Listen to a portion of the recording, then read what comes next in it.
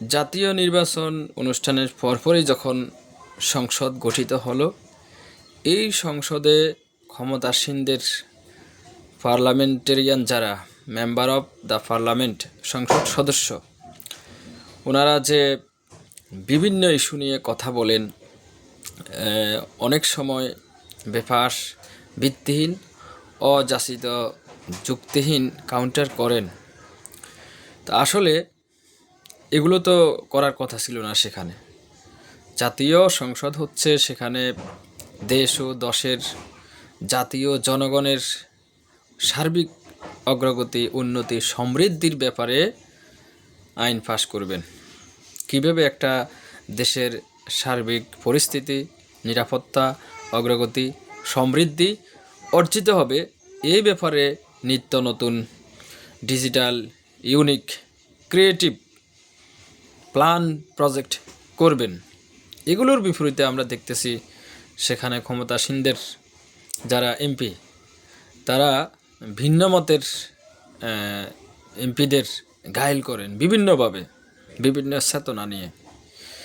আবার যখনই তারা যুক্তিভিত্তিক কাউন্টার করেন, তখনই তারা, যেমন গতকাল শুনছিলাম যে বিরোধী দলের পতন হয়, এটা ফার্স্ট টাইম শুনলাম। পতন তো হয় যারা ক্ষমতাসীন, তাদের পতন হয়, বিরোধী দলের আবার কীভাবে পতন? তো এটা আমার জানা নাই উনি কোন সেন্টিমেন্ট থেকে বলছেন।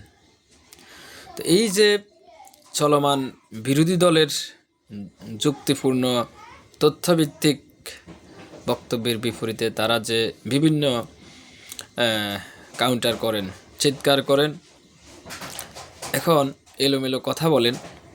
এখন আমি কোরআনে হাকিমে খুঁজতেছিলাম আসলে এটা কেন হচ্ছে। খুঁজতে আমি কোরআনের একদম শেষের দিকে ফেলাম তাদের যে এই চিন্তার কারণ।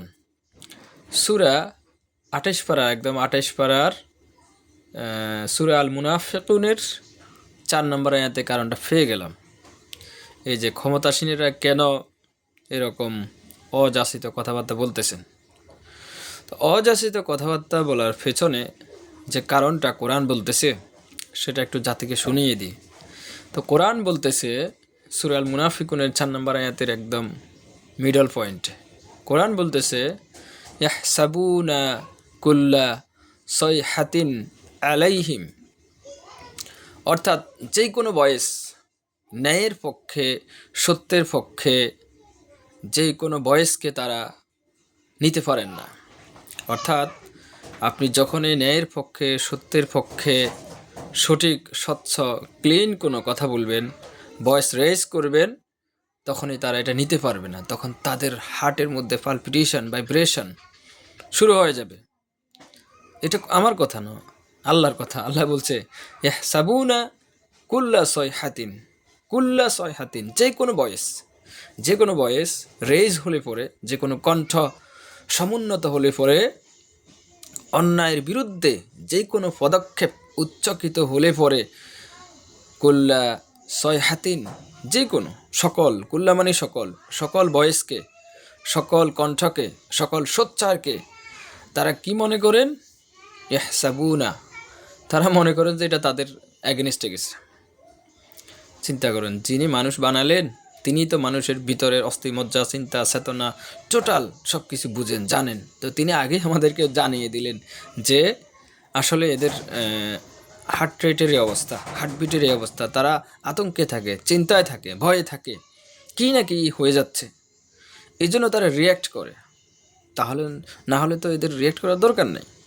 পার্লামেন্টে তারা যে কোনোভাবে হোক, ইঞ্জিনিয়ারিং করে হোক, ভারতীয় প্ল্যানে হোক, আমেরিকার প্ল্যানে হোক, অথবা দেশীয় আমরা সচিবের প্ল্যানে হোক, যেভাবে হোক ইঞ্জিনিয়ারিং করে তারা মেজরিটি মাস্ট বি গ্রান্টেড, এটা ডিজাইন করে নিল মেকানিজম করে। এখন তারা যেহেতু মেজরিটি, তো তারা তো কোনো চিন্তিত হওয়ার প্রয়োজন নাই, তারা এগুলোকে গুরুত্ব দেওয়ারও প্রয়োজন নাই, তারা তাদের কাজে ব্যস্ত থাকলেই তো চলতো। কিন্তু না, তারা বিরোধী দলের যে কোনো বয়সের বিপরীতে তারা সেটা ভিত্তিহীন কাউন্টার দিবেই। তারা যে কোনো একটা চেতনার এই ফর্মুলা শোনাবে জাতিকে। কী কারণ? এই কারণ এটাই কোরআনে পেয়ে গেলাম। কারণ এটাই যে কোনো ভয়েসকে, যে কোনো আওয়াজকে তারা মনে করে যেটা তার বিপক্ষে চলে যাচ্ছে কিনা। এই জন্য আল্লাহ সুন্দর করে বুঝিয়ে দিলেন জনগণকে, ইয়াহসাবুনা কুল্লা সয়হাতিন আলাইহিম, মানে তাদের বিপরীতে চলে গেল কিনা। অন্যায়ের যে কোনো পদক্ষেপ, সোচ্চার প্রতিবাদ, যে কোনো কিছু তারা মনে করে যে এগুলো সব তাদের বিপক্ষে, অথচ তাদেরকে মিন করে বলাও হচ্ছে না। তারা চিন্তা করারও তো দরকার নেই। তার মানে তারা তাদের ভিতরগত নৈতিক মানের সমস্যা আছে, তাদের ভিতরগত ব্যর্থতা আছে, তাদের যে ইন্টারনাল প্ল্যান, তাদের যে টোটাল চেতনা, এখানে কোনো না কোনো প্রবলেম আছে বিদায় তারা ভিন্ন মতের, বিরোধী দলের, সচেতন জনগণের, বিপ্লবী সমাজের যেই কোনো পদক্ষেপকে তারা এটাকে মনে করে যেন না জানি এটা সরকারের বিপক্ষে চলে যাচ্ছে, না জানি এই ইস্যুতে কোনো সরকার পতন হয়ে যাচ্ছে কিনা, এভাবে তারা টেনশানে পড়ে যান। এখন তারা যদি সঠিক থাকেন, তারা যদি সত্যিকার অর্থে দেশপ্রেমিক হয়ে থাকেন, তারা যদি দেশের স্বার্থে দুর্নীতি মুক্তভাবে ভালোভাবে দেশটা চালাতেন, তাহলে তো এগুলো নিয়ে তারা সময় নষ্ট করতেন না। তারা কেন বিরোধী দলের প্রত্যেকটি পদক্ষেপের বিপরীতে ৭১-এর চেতনা, মুক্তিযুদ্ধের চেতনা ইত্যাদিগুলো আনবেন কেন? আনার তো প্রয়োজন নেই।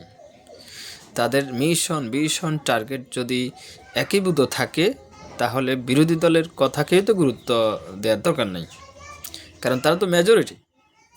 কিন্তু তারা চিন্তায় আছে, তারা টেনশানে আছে।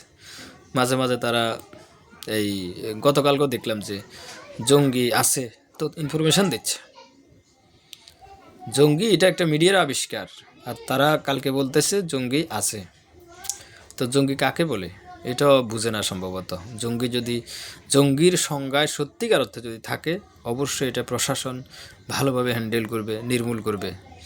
কিন্তু একজন মুসলমানকে জেহাদের ব্যাপারে কোরআনে ৬০০ বার বলা আছে, সেই জেহাদকে ডিজাইন করে যদি বলা হয় যে না এগুলা জঙ্গি বই, জেহাদি বই, দাড়ি টুপি আছে মুসলমান, তাকে যদি আখ্যায়িত করে যে না সে জঙ্গি, এগুলো তো হচ্ছে ভিত্তিহীন, ইন্টেনশনাল এবং ইসলামকে হেয় প্রতিপন্ন করবার একটা অপচেষ্টা, অপকৌশল।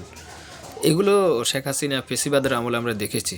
ফেসিবাদের আমলে তারা এই ধরনের ইসলামিক জেহাদ ভিত্তিক যতগুলো বই আছে সবগুলোকে তারা পিকচার করে, স্থিরচিত্র, চলচ্চিত্র করে তারা মিডিয়াতে কাভারেজ করতেছে যে জেহাদি বৈশ, জঙ্গি গ্রেপ্তার ইত্যাদি ইত্যাদি।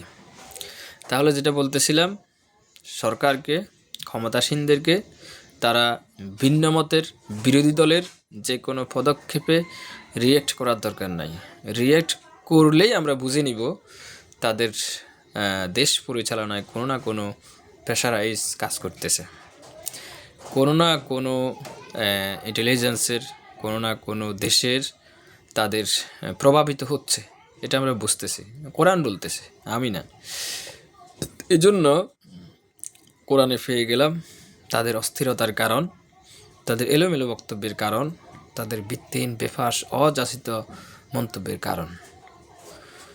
তো সুতরাং কোরআন প্রেমিকদেরকে, ইসলামপন্থীদেরকে কোনোভাবেই কোনো কথা দিয়ে তারা ঠেকাতে পারবে না, ঘায়েল করতে পারবে না, কারণ এই কোরআনে তাদের সকল অপকৌশলের বিস্তারিত রোডম্যাপ দেয়া আছে।